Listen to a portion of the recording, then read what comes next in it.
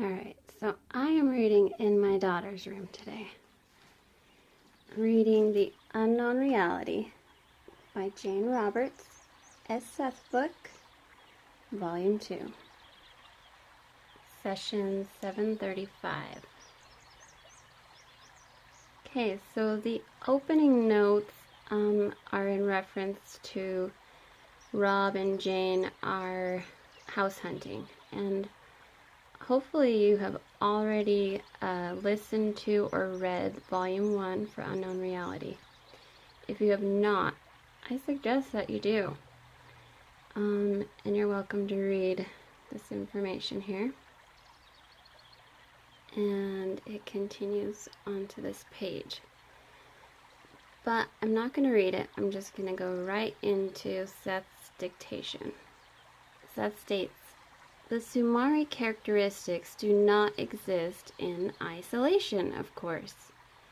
To one extent or another, each family of consciousness carries within it the characteristics inherent in all of the families.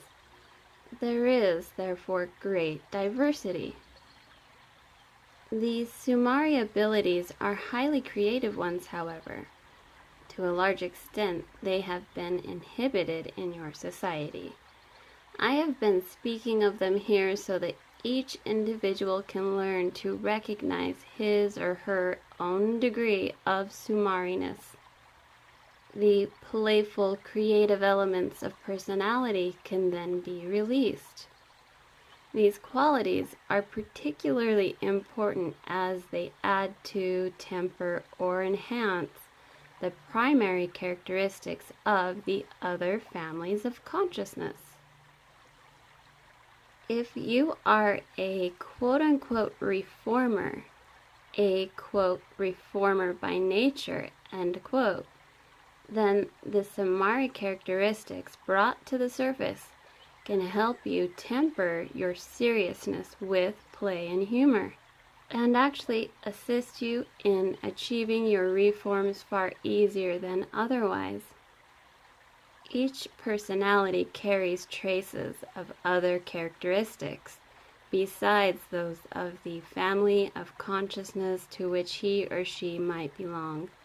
The creative aspects of the Sumari can be particularly useful if those aspects are encouraged in any personality, simply because their inventive nature throws light on all elements of experience. The psyche, as you know it, then, is composed of a mixture of these families of consciousness. One is not superior to the others. They are just different, and they represent various ways of looking at physical life. A book would be needed to explain the dimensions of the psyche in relation to the different families of consciousness. Here, in this manuscript, I merely want to make the reader aware of the existence of these psychic groupings. I am alert to the fact that I am using many terms, and that it may seem difficult to understand the differences between probable and reincarnational selves, counterparts, and families of consciousness. At times, contradictions may seem to exist. You may wonder how you are you in the midst of such multitudinous psychic quote-unquote variations. So, an apple can be red, round, weigh so much, be good to eat, sit in a basket, but be natural on a tree. It can be tart or sweet. You can find one on the ground or on a table or in a pie. None of these things are contradictory to the nature of an apple. You do not ask, quote, how can an apple have color and be round at the same time? End quote. You can look at an apple and hold it in your hands. So it is obvious that its shape does not contradict its color. You see that an apple can be red or green or both. If I said, quote, apples sit quietly on a table, end quote, you would have to agree that such is sometimes the case. If I said, quote, apples roll down grassy inclines, end quote, you would have to agree. If I said, quote, apples fall down through space, end quote, you would again be forced to concede the point. It would be clear to you that none of these statements contradicted each other, for in different circumstances, apples behave differently. And pausing real quick while we're on the subject, apples, oh my gosh, here is my dream that I wrote it down, 8/7/2016. Says that approximately 1.5 weeks before I read this, I dreamt of the garden of apple trees, bright red but square. So there's that actually referenced in the book. Was that precognition? Did I know that Seth was going to talk about apples? Okay, so Seth goes on. He says, so far, you do not hold your consciousness in your hand, however. When I speak of the behavior of your psyche, then, you may wonder, quote, how can my psyche exist in more than one time at once, end quote. It can do this just as apples can be found on a table or on the ground or on the tree. The inside dimensions of consciousness cannot be so easily described, however. If you ask, quote, how can I have reincarnational and probable selves at once, end quote, you are asking a question comparable to the one mentioned earlier. Quote, how can an apple have color and be round at the same time, end quote. A young man was here last evening. He possesses great mystery of the guitar. As he played, it was obvious that any given composition, quote-unquote, grew from the first note, and had always been latent within it. An infinite number of other, quote-unquote, alternate compositions were also latent within the same note, however, but were not played last night. They were quite as legitimate as the compositions that were played.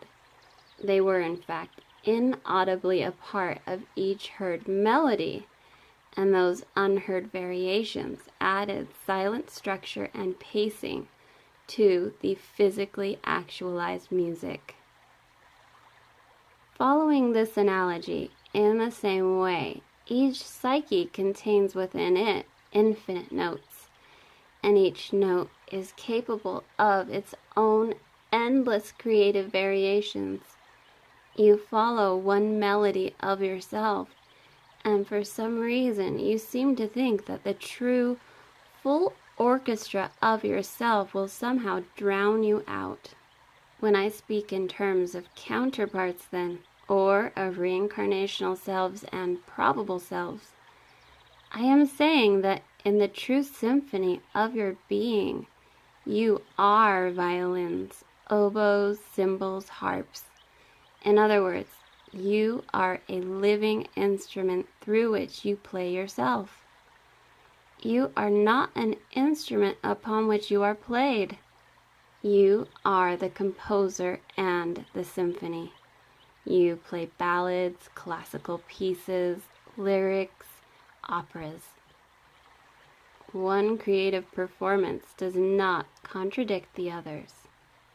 Life, as you think of it, is far from being inflexible. Returning to our comments about the alternate compositions, you can, at any time, bring into your own life composition elements from any quote-unquote alternate ones. Some people structure their lives around their children, others around a career or pleasure or even pain. Again, these are simply certain focuses that you choose that direct your experience. You can add other focuses while still retaining your own identity, indeed enriching it. Sometimes you act as though one ability contradicts another. You think, quote, I cannot be a good parent and a sexual partner to my mate at the same time, end quote. To those who feel this way, a definite contradiction seems implied. A woman might feel that the qualities of a mother almost stand in opposition to those of an exuberant sex mate.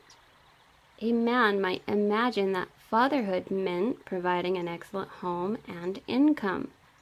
He might think that quote-unquote aggressiveness, competition, and emotional aloofness were required to perform that role.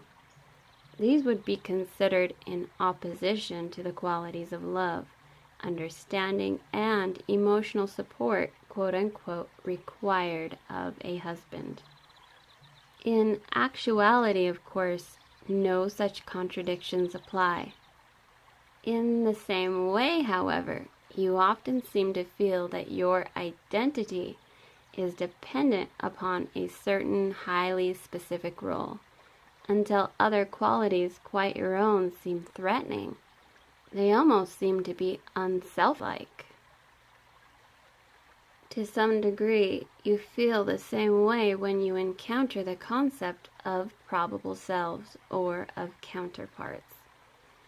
It is as though you had an unlimited bank of abilities and characteristics from which to draw, and yet were afraid of doing so, fearing that any addition could make you less instead of more.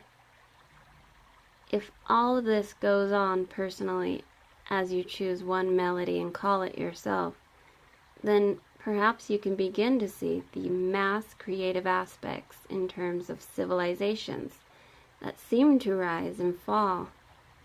So you look back through the historical past. All of the counterparts alive as contemporaries then form together a musical composition in what you think of as a present.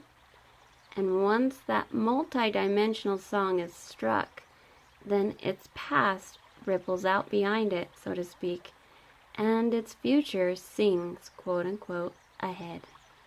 But the song is being created from its beginning and its end simultaneously. In this case, however, it is as if each note has its own consciousness and is free to change its portion of the melody.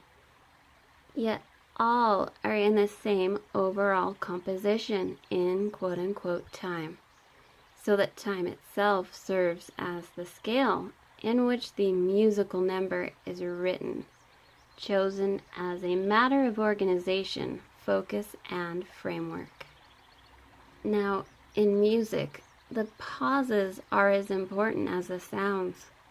In fact, they serve to highlight the sounds, to frame them. The sounds are significant because of their placement within the pauses or silences. So the portions of your psyche that you recognize as yourself are significant and intimate and real because of the inner pauses or silences that are not actualized but are a part of your greater being. Now, imagine a composition in which the pauses and the silences that you do not hear are sounded, and the notes that you hear are instead the unheard inner structure.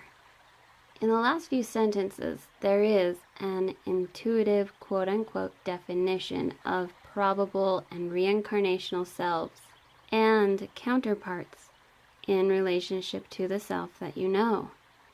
In your case, however, you can change your own pacing, add variations, or even begin an entirely new composition if you chose to. Now, many people have done this in the very simple, mundane ways by suddenly deciding to use abilities they had earlier ignored. A man of letters, for instance, at the age of 40, suddenly remembers his old love of carpentry, reads do-it-yourself manuals, and begins his own home repairs.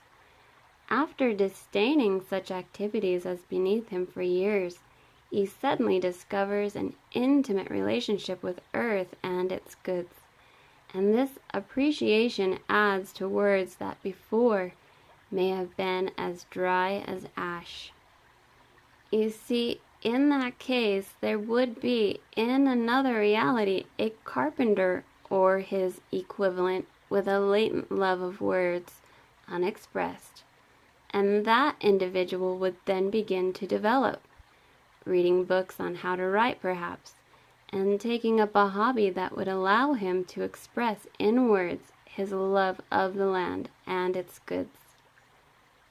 The creativity of the psyche means that no one world or experience could ever contain it. Therefore does it create the dimensions in which it then has its experiences. Each portion, by whatever name, contains within it the latent potentials of the whole. If the unknown reality exists, it is because you play one melody over and over, and so identify yourself, while closing out, consciously at least, all of the other possible variations that you could add to that tune. There are many kinds of music. I could say, quote, music is triumphant, end quote, or, quote, music is tragic, end quote. You would understand that I am not contradicting myself. You would not say, or at least I hope you would not say, quote, why would anyone write a composition like Tchaikovsky's Pathetique, end quote? Why would a composer choose a somber mood? The music itself would have its own sweep and power, and would indeed be beautiful beyond all concepts of good and evil. Okay, pausing real quick, you guys. Pathetique, I don't know if I'm saying that right, means passionate or emotional for the Russian definition on that. So definitely something to think about when he was saying that. And in the notes, there's a reason why Seth brought up this particular musical composition. It's something that Rob and Jane have always listened to and loved. Okay, so Seth goes on. It says, very intent, all of this, leaning forward, eyes wide and dark. He states, in some manner, even a tragic composition of merit transcends tragedy itself. The composer was exultant in the midst of the deepest emotions of tragedy, or even of defeat. In such cases, the tragedy itself is chosen as an emotional framework upon which the psyche plays.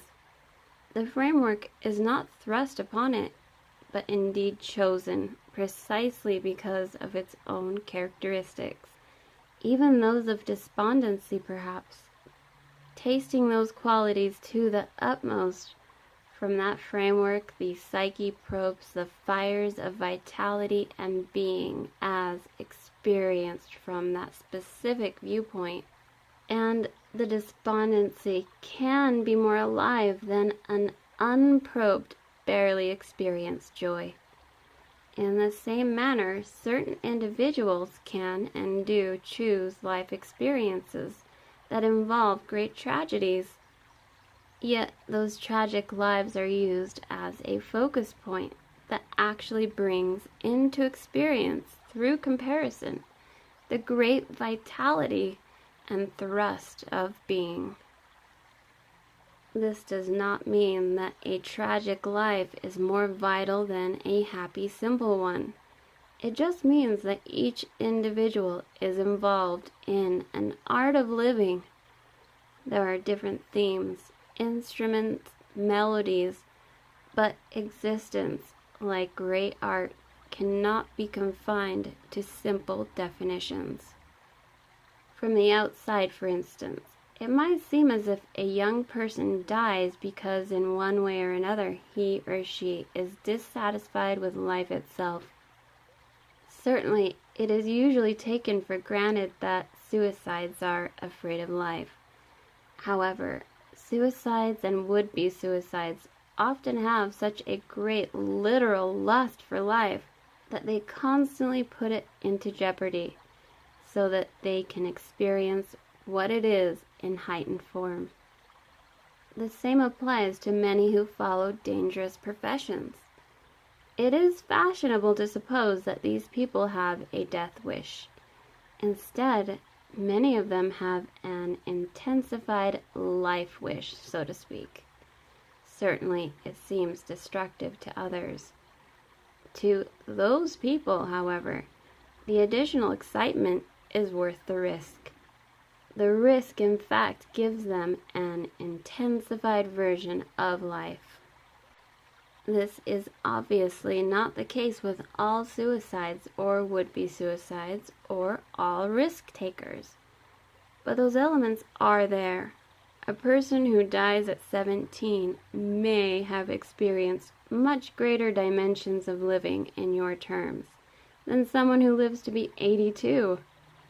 Such people are not as unaware of those choices as it seems. Now, this does not mean that you cannot alter your experience at any given point. Take a hypothetical young woman named Mary, who is partial to the kinds of experiences just mentioned. Temperamentally, she seeks out crisis situations. She may initiate suicide attempts. On the other hand, she may entertain no such ideas, but be murdered at the age of 17. We are certainly not condoning the murderer, but no slayer kills someone who does not want to die either. He picks or she picks victims as intuitively as the victim seeks out the slayer. On the other hand, Mary's experiences in life may make her change her mind, so to speak, so that at 17 she encounters a severe illness instead, from which she victoriously recovers, or she might narrowly miss being murdered when a bullet from a killer's gun hits the person next to her. On an entirely different level and in a different way, she might have no such experiences but be a writer of murder mysteries, or a nurse in surgery. The particular variations that one person might play are endless. You cannot consciously begin to alter the framework of your life, however, unless you realize, first of all, that you form it. The melody is your own. It is not inevitable, nor is it the only tune that you can play. To some extent, you can actualize portions of your own unknown reality and draw them into the experienced area of your life. There is an obvious relationship between one note and another in a musical composition. Now, in terms of physical families and in larger terms of countries, there is a relationship between realities which constantly change as the notes do. To some extent, your reality is picked up by your contemporaries. They accept it or not according to the particular theme or focus of their lives. In those terms, you are not a part of any reality that is not your own. If you share it with others, it is because others are connected with variations of the same theme. This applies in terms of world goals, quote, at any given time, end quote. For example, in certain terms, you are working with the challenge of how best to use the world's resources. Some countries will overproduce, others will underproduce. Contradictions seem to occur. Some people will be overfed while others starve. Some sated with material conveniences, others relatively ignorant of them. You see, these are variations of the same theme. In overall terms, contemporaries are working on the same group of challenges, though either oversupply or great lack might show itself at any particular place. Perhaps, however, the challenges could not be clearly delineated without those extravagances of degree. As contemporaries, counterparts choose a particular time framework. The time format alone makes certain focuses clear that in your terms could not be made in another context. What you learn in your present about industry, quote-unquote progress, and the equitable sharing of the Earth's products could only be learned in a context in which industrialism was experienced as going too far, where technology was seen and known as a growing jeopardy. In terms that I admit are difficult to describe, the creative solutions will change the course of history in the past so that variations are taken, and technology does not progress in the same way that it quote-unquote has in your experience. I've said before that personally you can change your past from the present. The same applies to civilizations. Alright, so that's the end of this session. And you guys can read this if you want. Jane is picking up on the fact that the unknown reality was heading toward an end. And it was getting ready to tie up. But she says, and incorporate the ending with the beginning. Not right away, but it's the first time I felt that. So she's definitely picking up. We are getting close to the end. I think there's 9 sessions left. Okay, so session notes. Number 1, skipped. Number 2, skipped. You guys are obviously welcome to read those. There's the rest of number 2. Which won't make much sense if you haven't read or listened to Volume 1 on Rob and Jane's house hunting. And then there's the rest of note number 2. You guys can read that. And I find that's interesting. He says, check with your pendulum. He's talking to Rob because Rob would use a pendulum at times. And I recently had a comment from one of my favorite subscribers, literally yesterday, I think it was, or the day before, and he mentioned that he would check with his pendulum. Maybe he already knew the next chapter. I don't think so. Maybe. Anyways, okay, so number 3, I'm basically skipping, but Unknown Reality, see it, Volume 1, 690, session 693 to 94 with their notes for information on, let me see what I wrote. Oh, more on Rob and Jane's house hunting activities. Okay, so skipping 4, 5, and number 6, let me just say, see Personal Reality if you want more information on true aggression. That'd be in session 634, chapter 8, and session 642, chapter 11, all in the nature of personal reality. And then number 7, I'm not reading, but you guys can totally read that. Referring to Appendix 2 from Volume 1, giving a little bit of information to Rob and some of the way that his father was, Rob's father. So if you want to read that, pause. And there's the rest of note 7. And note number 8 is in reference to the Pathetique Symphony and how Jane and Rob loved that musical composition.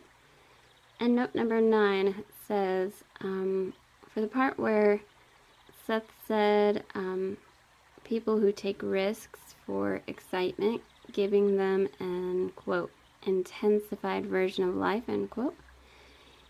Rob is saying, see chapter 18 of The Nature of Personal Reality, and let's see, session 665 from the same book, and 667 for chapter 19. So chapter 18 and 19 will lead you to that. Number 10, Rob says, for some Seth material on suicide, see the first delivery for it for the 546th session, which is chapter 11 of Seth Speaks. Also the 642nd session, and also chapter 11 of the nature of personal reality. And Seth mentioned that suicide can be, quote, the result of passivity and distorted aggression, and of natural pathways of communication not used or understood, end quote. Okay, so now, number 11. See the 657th session, chapter 15, in the nature of personal reality. Again, Seth talked about how to, quote, repattern your past from the present, end quote. That's in reference to when Seth said, personally changing the past from the present, end quote. So, note number 12, I'm not going to read because there's no point to, honestly, but if you read it, you'll understand, and if you read the beginning notes or some of the notes in the book. So, Seth never did talk about that. But Jane picked something up. But anyways, I will say, see note 2 for Appendix 22. When I have read that, I will link that, which contains some of the reasons why Jane and Rob often find it difficult to return to certain sessions to flesh out a certain subject. So sometimes they forget to ask certain directed questions. It just happens, you know. I forget things all of the freaking time. So that is the end of the session. Alright, next session is going to be characteristics of the various families of consciousness. So Seth is going to name and call out each one in the next session. So definitely look for the next video.